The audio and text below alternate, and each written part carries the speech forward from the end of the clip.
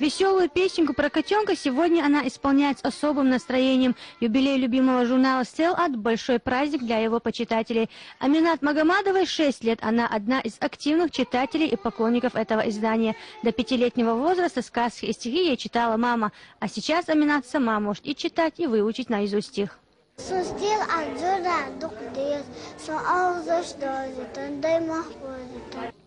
Первый номер журнала вышел в свет в 1986 году. Тогда его главным редактором был известный детский писатель Имран Джанаралиев. Этого человека до сих пор коллектив издания уважает, помнит и любит, о чем свидетельствует и его фотография на обложке юбилейного номера. Уже 25 лет «Селат» радует ребятишек стихами, поучительными сказками, загадками и даже наставлениями. Главная задача редакторов – привить любовь к родному языку с раннего возраста и научить распознавать добро и зло. ساق إزليوت دول تيردو تا دين تخيل حيبني خيل سارق إخيتم بيشتغل تير ونيسو طول شو تير خارسو إيش شو تير إتريبهم شتغل غير طون تأجوز بيرشنا تشح جنيس خيت خارسو بقوتان قاستيت.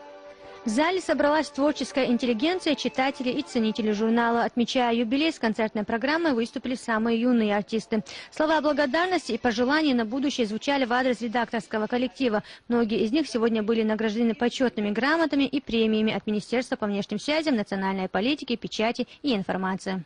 Журнал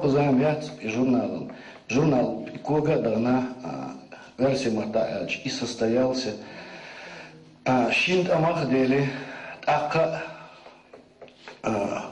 ю икуагадага дал эйбергтивел дал дел журнал белго имел дюшвик.